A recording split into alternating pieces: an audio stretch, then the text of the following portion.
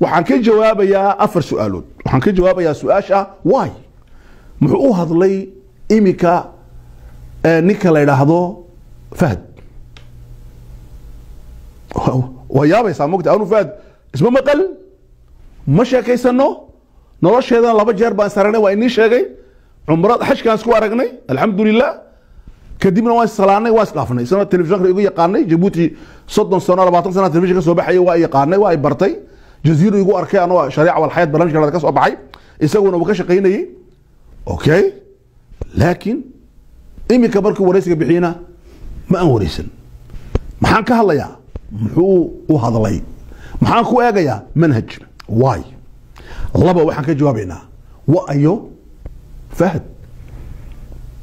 يلا ka jawaabayna wa ayo Fahad waxaan ka jawaabayna ماذا يريد فهد فهد محو ربع afar waxaan ka jawaabayna توقيتك imika inuu hadlo maxaa ku jira muxuu hadli waayay ka hor muxuu hadli waayay laba bilood kadib muxuu imika u hadlay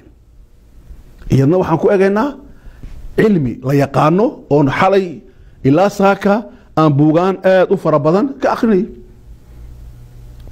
okay intaas ka jawaabayna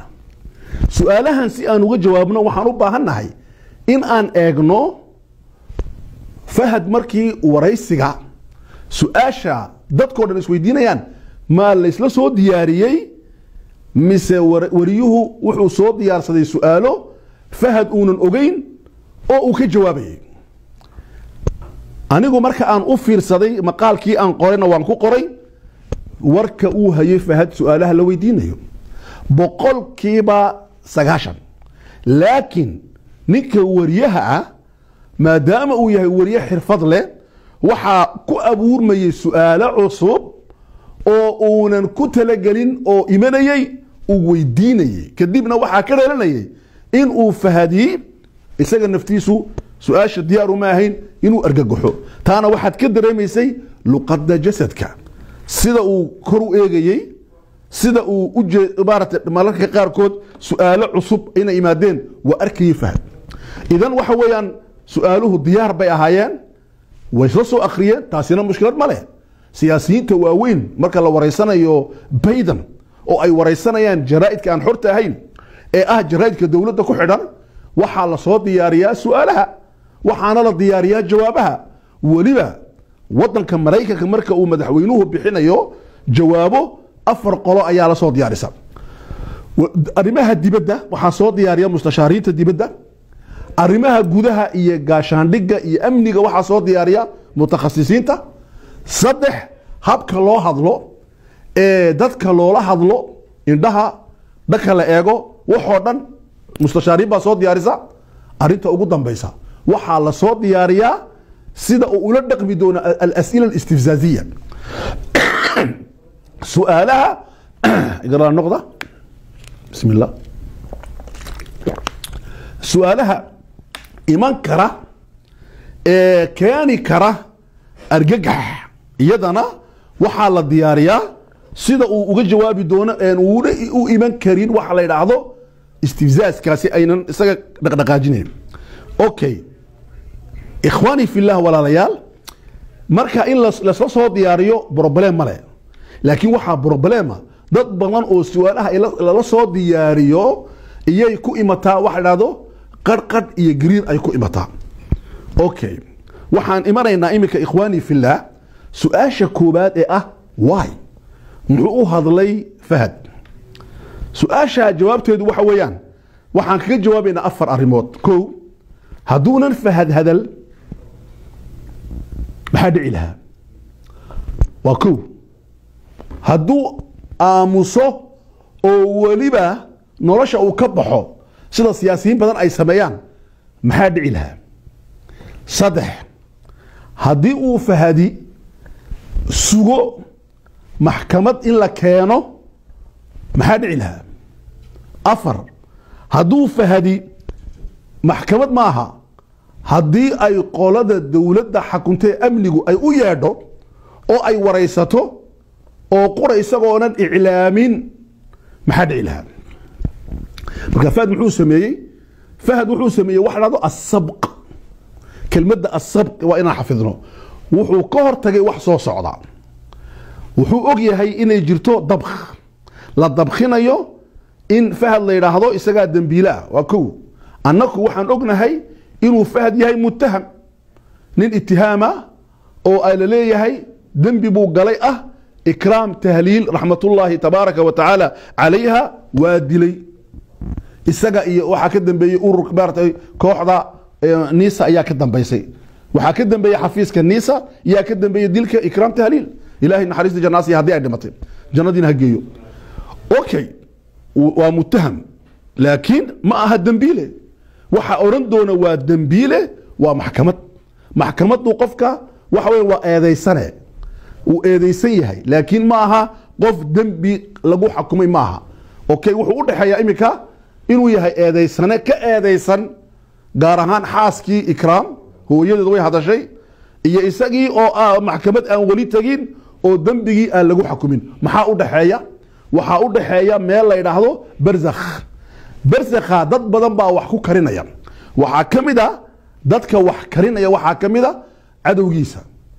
waan sheegi doonaa ayaa ku cadow ah wuxuu leeyahay ilaa iyo maaratay 8 qolo cadow ku ah wuxuuna leeyahay ilaa 4 qolo la saaxiiba inta waan sheegi doonaa si cilmi aan u sheegaynaa marka cadowgiisu way karinayaan jikada fadhiyaan waxay karinayaan sidii maaratay ninka fahad la yiraahdo maxkamadda loo keeni lahaa amba dambigan loogu soo oogi lahaa waxaan la karinayaa dadkii maraga furayay waxa la karinayaa dadkii oo dhan marka warkaasi inta uu socdo wuxuu sameeyay isaguna wax dhado asabq azamani horay buu u soo dhaqaaqay marka meedaankii ay ku ciyaarayeen kooxda isaga cadowga ku ah ay ishayaan cadow ma ishayaan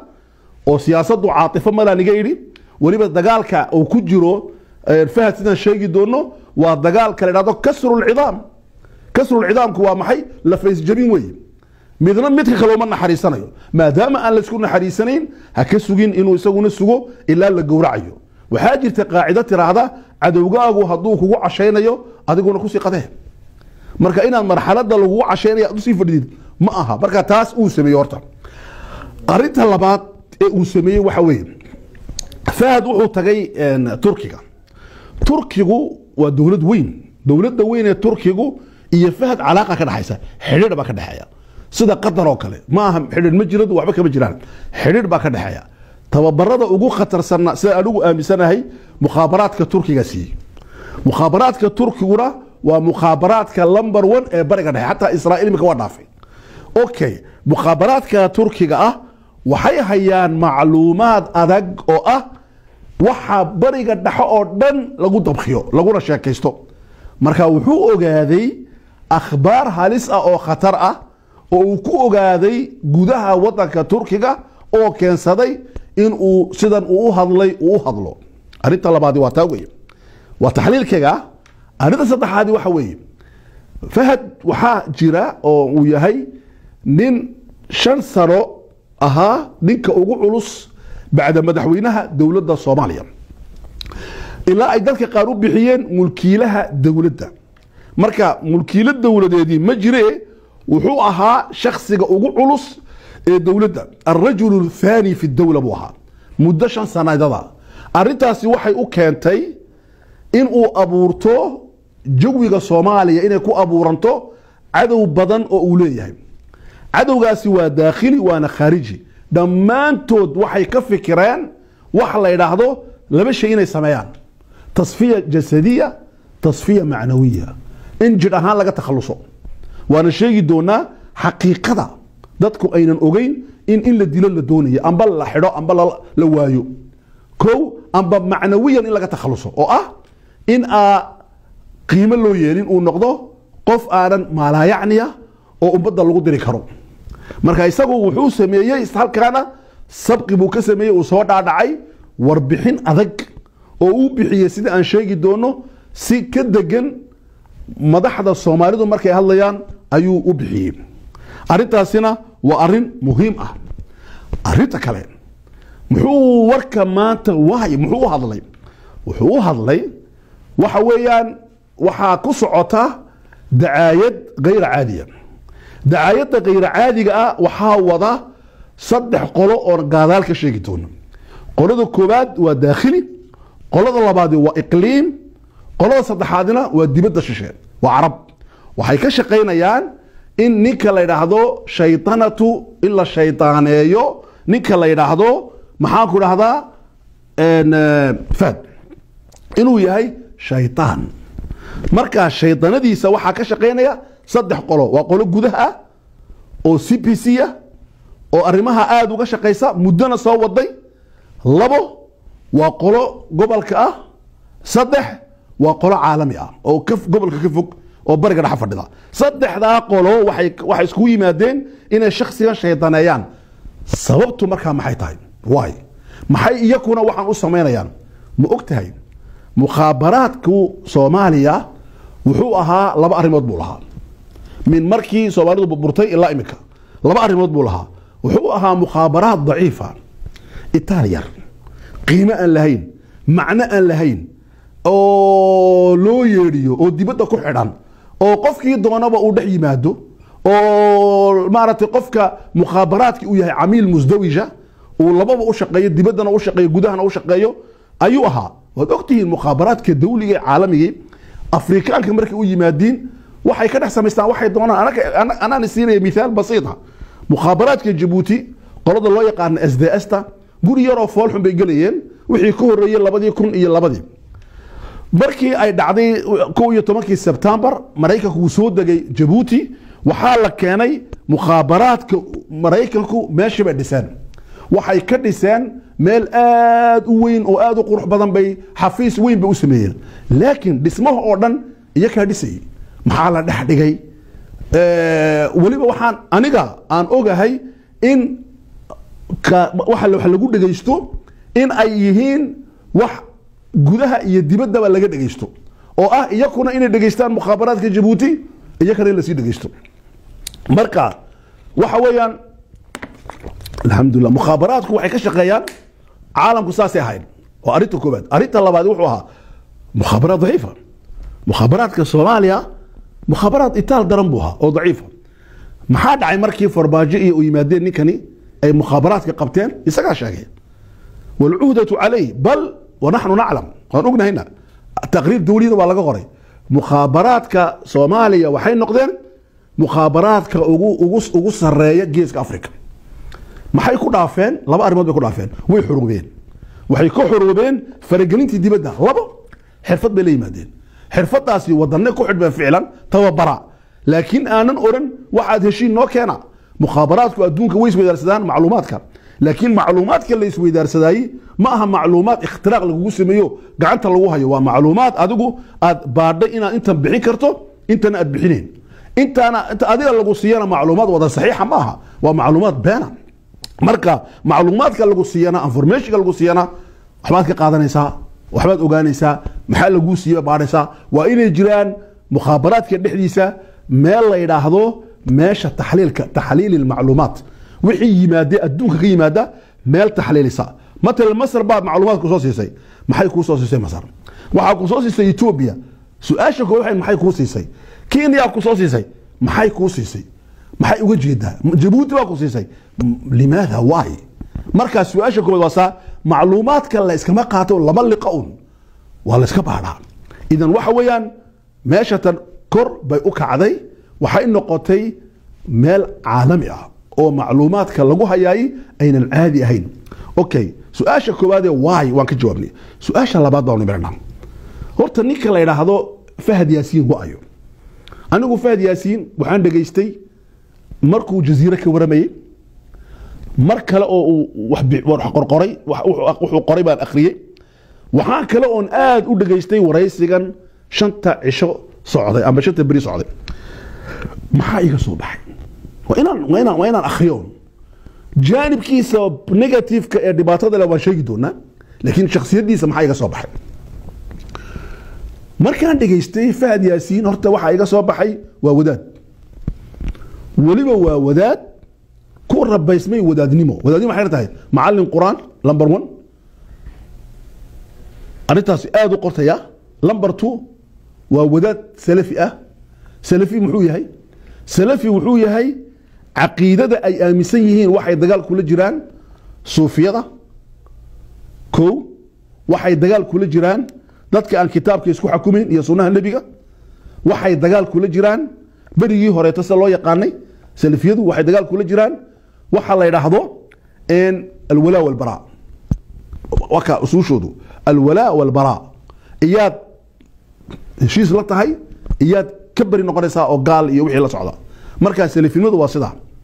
okay fikirka salafiga ayuu soo baray welina wuu yahay laakiin fikirka salafiga wuu tatawuraa wuu evolueyaa isma taagin labo arinta saddexaad uu yahay Fahad Yaasiin wuxuu yahay waa qof wax badan akhriya ta saddexaad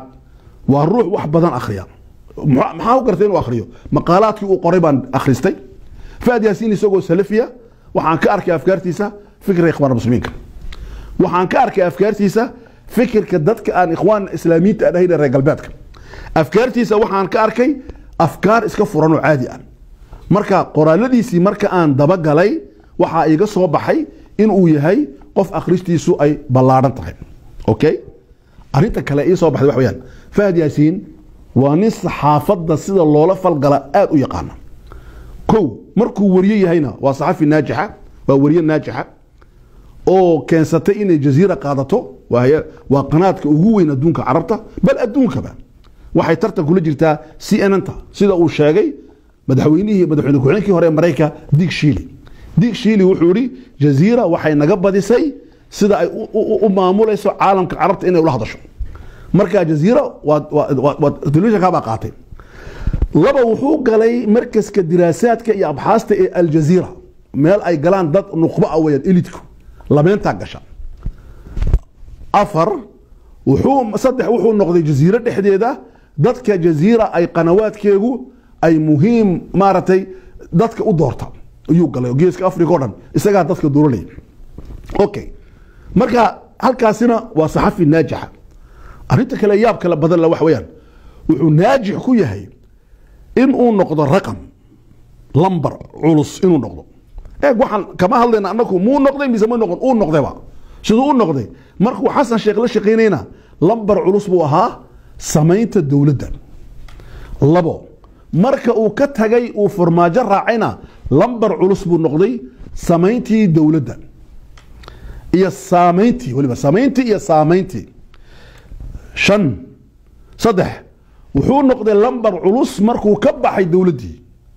oo waraysigiisu wuxuu ahaa waraysi dadka oo dhani ay daawadeen ayna ahmiyad gaar siiyeen ma dhicin in ay daawadaan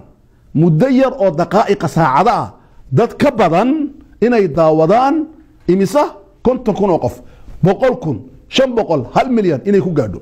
wuxuu la tartamay adduunyada waxa ka soo baxay ee aadka loo daawado ayuu la tartamay marka taaqadaysa inuu yahay lambar culus waxa uu yahay lambar culus waxa ku tusaya in ay la dagaalameen dawlado inay la dagaalameen siyaasiyiin waaweyn lambar culus inuu tusaya in baarlamaanka doorashadii uu ku soo baxay in loo diido dictatoriyada laga sheekay dictatoriyada markaan ka cabsoono dictatoriyadu waa 9 mar baan ka adii doona laakiin dictatoriya la isticmaalay in doorashadii dadka kale ay ku soo wada baxeen oo dhan inuu ku soo baxo laakiin isaga la yiraahdo ma gali kartid oo loo diido maxaa yeelay waxay yiraahdeen hadduu baarlamaanka noo dhex fadhiisto farmaajo madaxweyne noqonaya waxay yiraahdeen hadduu ma aragtay baarlamaanka galo wax badan buu helaya qaar baa xasaan uu helayo maxkamad lama taagi karayo xasaanada waa laga qaadaa qofka si maxkamad loo geeyo waxay khaladada ka mid tahay marka taasina maxay ku tusisaa inuu yahay lambar culus waxa ku tusay inuu lambar culus yahay oo kaleeto inuu ku dhiirado inuu yiraahdo ida maaratay siyaasadda iyo mukhaabaraadkii Soomaaliya waan ku xoreynay dunida aniga uu yiraahdo waliba hal xakameeyo alla xakumo ma gelin hal shilin hal dollar ma gelin dhismaha cusub ee mukhaabaraadka nisa waxaan ku dhisnay lacag Soomaaliyeed waxaan wax ku baadhaynay lacag Soomaaliyeed waxaan u diiday qof aan ahayn Soomaali in uu soo galo mukhaabaraadka iyo sirdoonka wararna waan hayaa dadka Djibouti iiga imatay oo ay qortay safaaradda Jabuuti oo nimanka akhri doono oo ay yiraahdeen inta uu joogo maxaa dhada ninka Fahad wax wara ma helno waana laga xidhay wararkii oo waraaqadii oo qoran baa loo diray dawladda Jabuuti wasaaradda arrimaha dibadda iyo mukhaabaraadka qaybta loo diray okay waxa weeyaan walaalayaal arintani waa muhiim jiddan marka markaan ka hadlayno ma aha qof yar oo caadi ah ma aha siyaasi oo quraate ma aha nin amniga soo xakumay security-ga imisa soo xakuntay ma aha waa nin culus laakiin waxa cajiiba waxa weeyaan waa nin culus oo waliba dadku aynan reeraha aanan culayska lagu tilmaamin lagu daray ilaa Soomaalidu waxay sameeyeen wax dhado 4.5 waxay dhaadeen kooxda 0.5kii male awoodda ay leeyihiin kooxada afarta reere hal laga dhigay kuwa nuska ah ayuu kamid yahay bay dhaadeen laakiin kuwii oo dhan ayuu ka xoog batay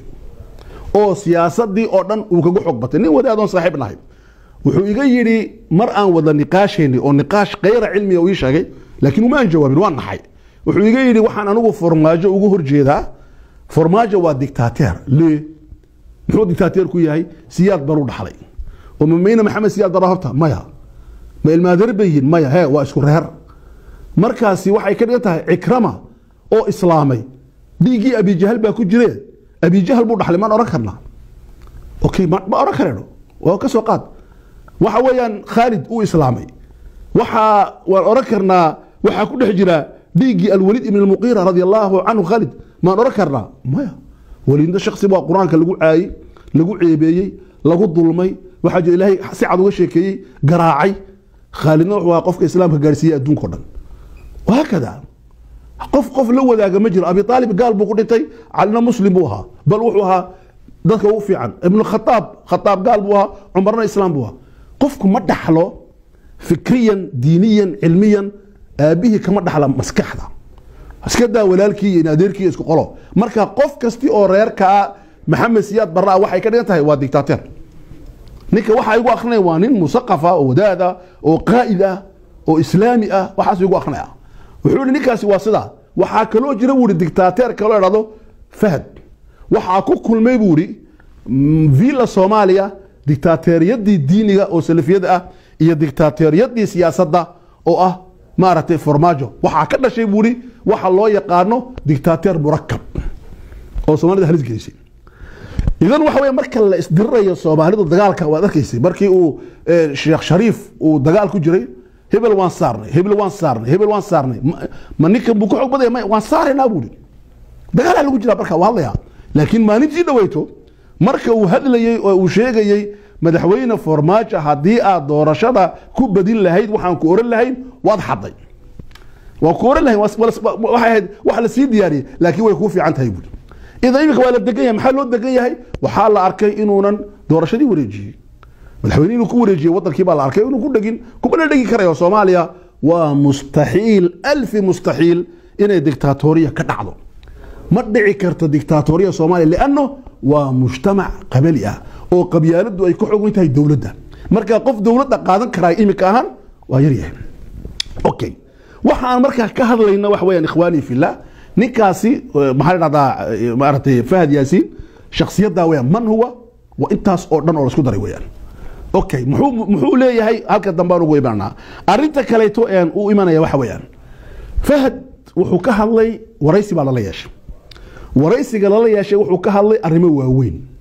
arrimaha waaweyn ee uu ka hadlay waxay ahaayeen arrimaha ugu badan amniga gaar ahaan ikraam tahliil ilaahay naxariista jannaha siiyo hadii ay dhimatay weeye dambigana ha dhaafo waxa weeyaan ikhwaani fillah anu markii ikraam la waayay waxaan ka hadlay ikraam iyo dilay iyay maslaxadii ugu jirta ikraam inay disho waa sheegay mukhaabaraadku way dili karaan qaar dawladda ku dhex jira oo ka horjeeda dawladda Farmaajo way dili karaan waxa kale oo dili kara dad dibadda ah oo inay laaqaan doonaya dawladda iyo gudaha inay laaqaan doonaya waxa kale oo dili kara dad kale oo inta mid aan ahayn marka maxaa loo baahan yahay waxa loo baahan yahay wax loo yaqaano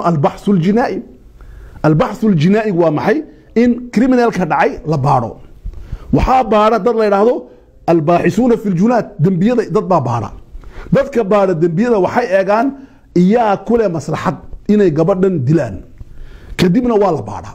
waxaa lagu baadhaa wax dhahdo si muxaayida waxaana la soo weydiiyay as'ila musbaqa su'aalo hore waxaana la doonaa khayaal baa la sameeyaa indhaha la furaa maxaa dhici kara oo arintan ku meersan iyaa la eega waxaa laga saaraa caatifada diiniga wadaadada qaar ay leeyihiin qofkii qof dila dadkoo dhan buu dilay waxani waa qadiyad wadani ah waa laga saaraa caatifada diiniga iyo waa la dilay waxa marka ay dhamaatay la garto qofkii dilay makti baa laga qaadaya amba waa la dilaya si sharcadu tiri waxa kaloo laga saaraa caatifada qabaliga qowmiga iyo qabaliga waa laga saaraa waxa kaloo laga saaraa caatifada siyaasiga maxaa yeelay arintani arin siyaasiya ma aha waa arin qaanuuni ah waa arin qowmi ah gabadh ka shaqaynaysay sirdoonka Soomaaliya ayaa la dilay oo ahayd waliba sargaalad waxaa dilay lama garanayo okay laakiin waxa la garanayaa in aan la dilay wuxuu soo bandhigay nin kale raada Fahad Yaasiin ayaa dilay wuxuu tuhumay sida isagaba loo tuhunsan yahay wuxuu tuhumay ra'iisul wasaaraha wuxuu tuhumay wasiirka nin kale raado al-Adala wuxuu tuhumay صورك هاي صوري كرتا وحو تهمي مهب صلاة oo imika meeshii uu jooga ayuu tuhmay ragga uu tuhmay ra'iisul wasaaraha waa nin culus maxaa culayska ugu wacan laba arimood oo aad iyo aad u istiraatiiji kow waa ninka ka takhalusay farmaajo bikulli ma tعني الكلمة من معنى waxa farmaajo ka takhalusay ee madaxtinimadiisii u dhameeyay waa isaga weeyaan marka nin caadi ma nin tusbax iska sii tabaha nin ma iska miskiin oo basiid ma waa nin culus weeyaan labo waxa khatarnimo ku tusaya waxa khatarnimo ku tusaya doorashada dhan sidoo uu hogaamiyay isaga oo kala baxsaday doorashada baaratay uu siiyay fursadii ninka la dhaahdo maaratay Axmed Madoobe uu siiyay fursadii ninka la dhaahdo Saciid Dani laakiin uu ka qadiyay fursadii inta badan ninka la dhaahdo iyo farmaajo wuxuuna isku dayay in uu ninka la yiraahdo maxaa dhahdaa Fahad Yaasiin uu ka dheereeyo inuu taasiir ku yeesho doorashadii idan nabad iyo nolol wuxuu galiyay waxa dhahdaa xasharahum fi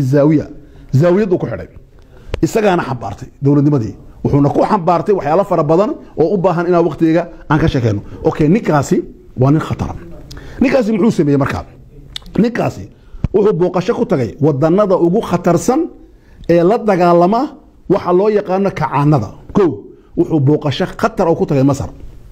markuu ka soo laamay Masar talaabada ugu horeysa uu qaaday waan ka sheekay doonaa wuxuu booqasho ku tagay Imaaraadka dhowr goor buu tagay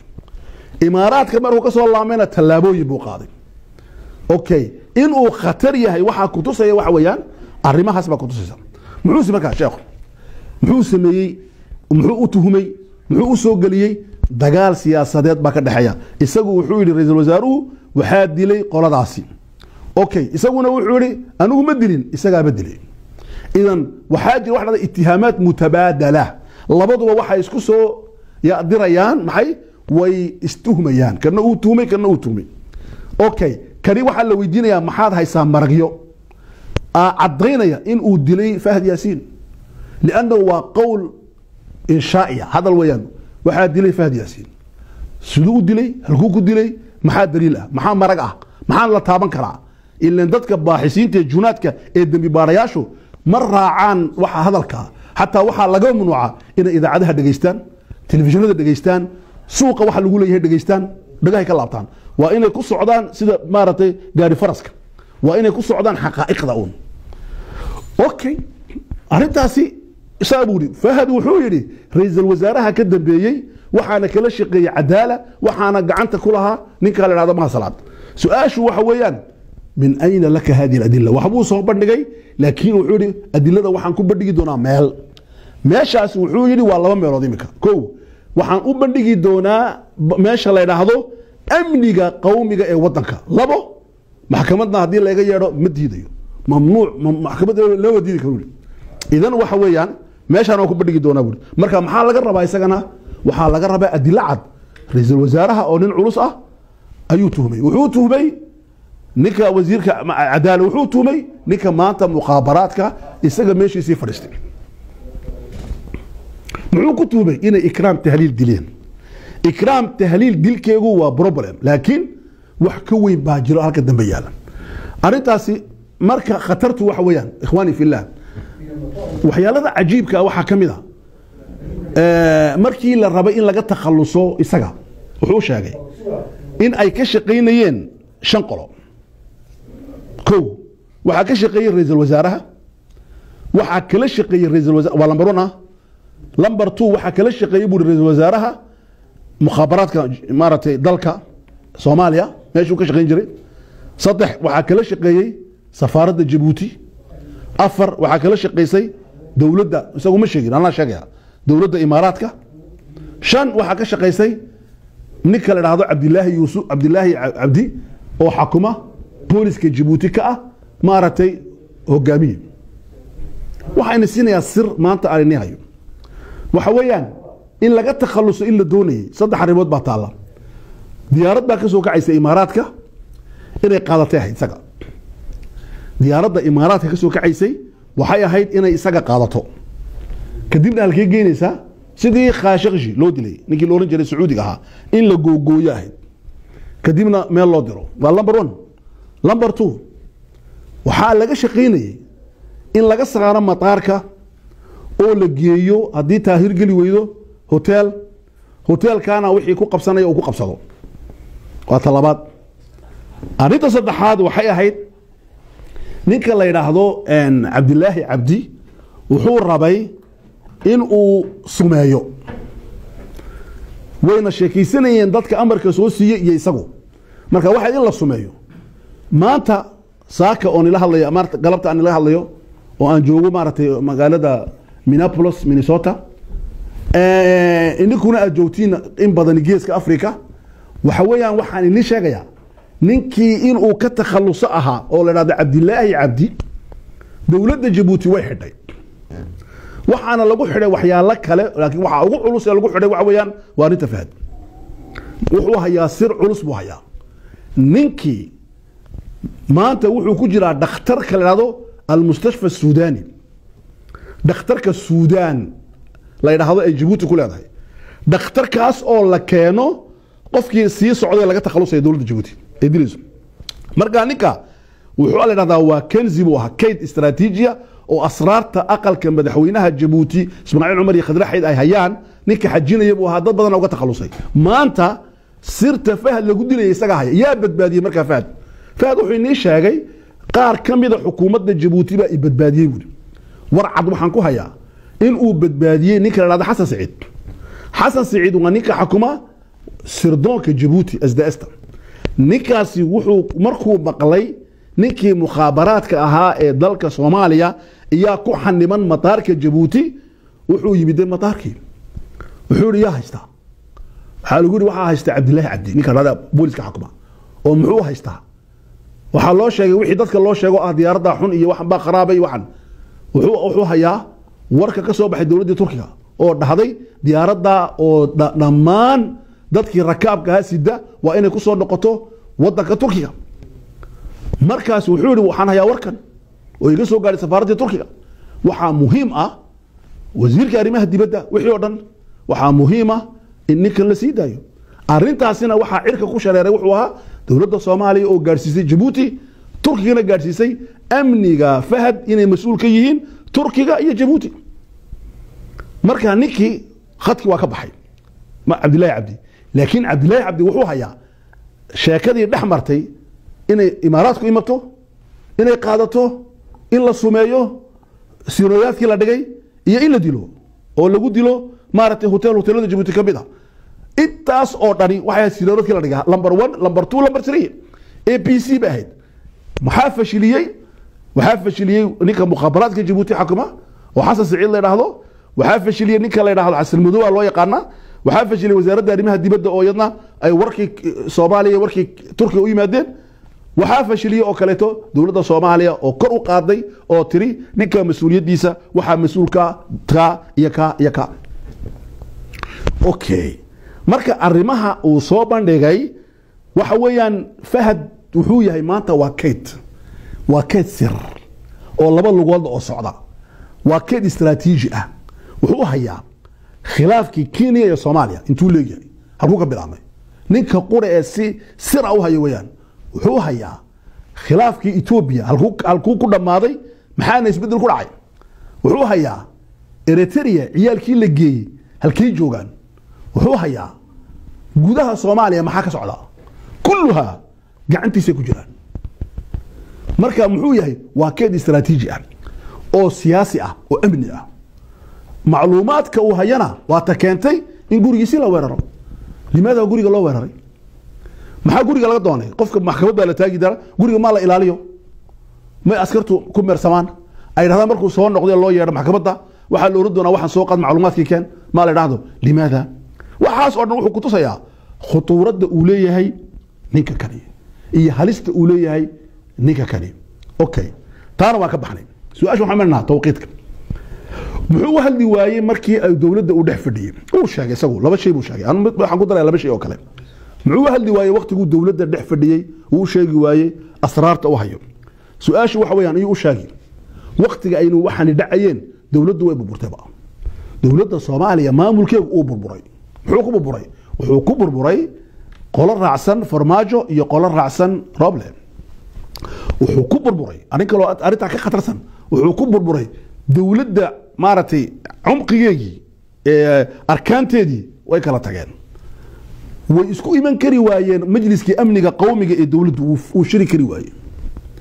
halkuu warka ku sheegi karaa lama hayo meel war ku sheego marka warka inuu sheego isagu wuxuu dhaanu saxaafadna ma siinaya maxkamadda ma siinaya warka waxaan siinayaa meel warka la siiya jirta amni qowmiga madaxweynaha xukuma ra'iisul wasaaraha ka soo qayb gala wadanada qaar